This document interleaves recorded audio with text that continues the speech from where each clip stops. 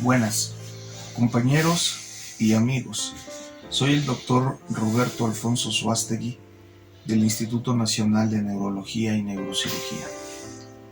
A lo largo de toda la pandemia, nos hemos enfrentado a falsas noticias o inclusive han distorsionado muchos medios de comunicación la información. Desgraciadamente, la pandemia se presentó en nuestro país en tiempos políticos, donde después de mucho tiempo de gobernar partidos diferentes al que está actualmente, están en pugnas por el poder y para volver a ocupar otra vez este. Desgraciadamente, en medio de esta batalla política estamos los ciudadanos comunes y corrientes. Ante la pandemia, estos partidos, estos ex dirigentes han distorsionado la información para que los ciudadanos creamos que las cosas que se están haciendo con respecto a la pandemia se están haciendo mal. Desde mi punto de vista y sin ningún sesgo político más que el meramente científico, les puedo decir con relativa certeza que las cosas se están haciendo adecuadamente.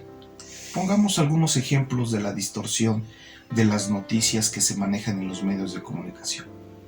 Cuando se informa el número de muertos, lo primero que sale a relucir es que México está ocupando el tercer lugar en el número de muertos. Estas cifras son engañosas. Por ejemplo, en los países chiquitos, en los países donde no son tantos como los mexicanos, obviamente aunque se infecten más, el número de muertos va a ser menos. En los países más grandes, si se infectan, también el número de muertos va a ser más. Para eso, para ver qué tanto nosotros estamos actuando, se manejan las llamadas tasas o porcentajes. Estas tasas o porcentajes nos hablan en realidad del número de muertos con respecto a los habitantes que somos.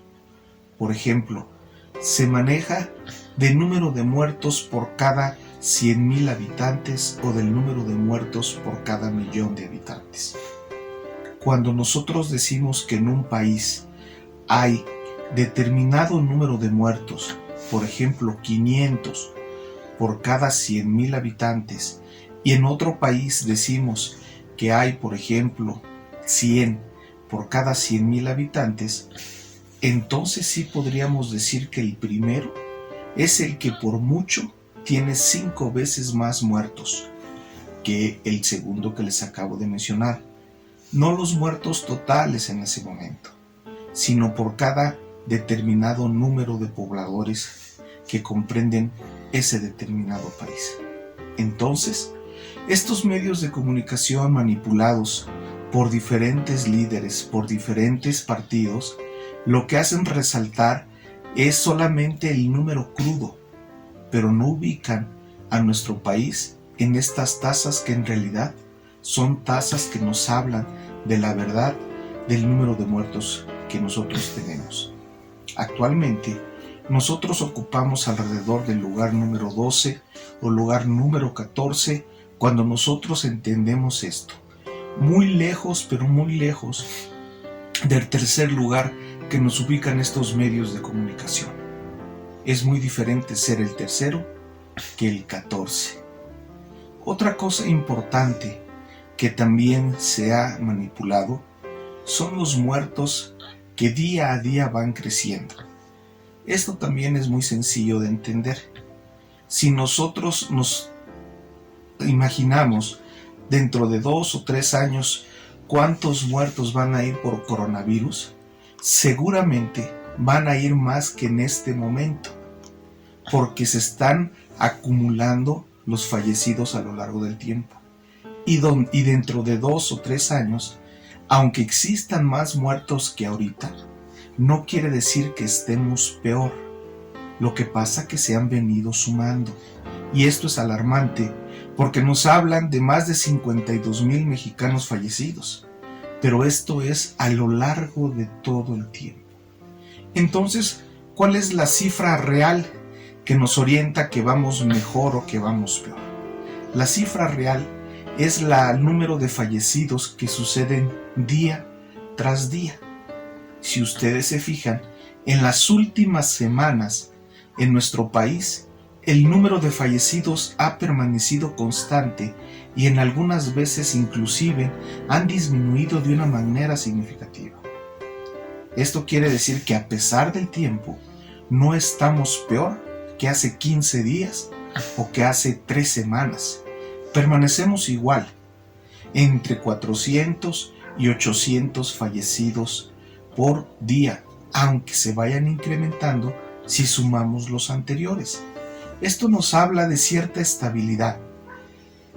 Los que fallecieron hoy probablemente para el día de mañana fallezcan un poquito menos o un poquito más, pero no se está incrementando de una manera exagerada como se ha visto en otros países.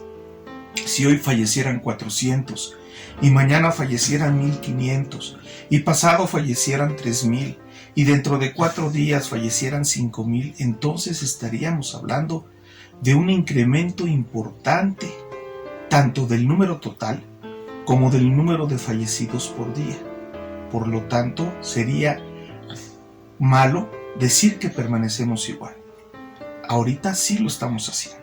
Inclusive, algunos estados han venido disminuyendo el número de fallecidos de una manera muy importante. El tercer parámetro que nos orienta a cómo estamos actualmente en este país es el número de camas ocupadas por enfermo. A lo largo de las últimas semanas, el número de ocupación de las camas en todo el país ha venido disminuyendo, que si bien de una manera importante, de una manera paulatina, pero a fin de cuentas ha venido disminuyendo. Esto nos habla que el número de infectados ha venido disminuyendo también. Estos 3 parámetros quizás son los que se estén tomando para tomar en cuenta el semáforo en que nos encontramos. Hoy día no debemos de relajar las medidas, no estamos fuera de peligro. Lo que sí les puedo decir es que desde mi punto de vista vamos hacia la mejoría. Podemos tener recaídas, por supuesto que podemos tener recaídas, y esto se reflejaría en estos parámetros que les acabo de decir: en aumento de ocupación de camas por pacientes infectados, en el número de fallecidos de un día para otro, o en el número de muertos por cada 100,000 o por cada millón de habitantes en cada una de las regiones. Estos son los 3 parámetros principales que debemos de fijarnos para ver si estamos haciendo las cosas bien o no las estamos haciendo bien.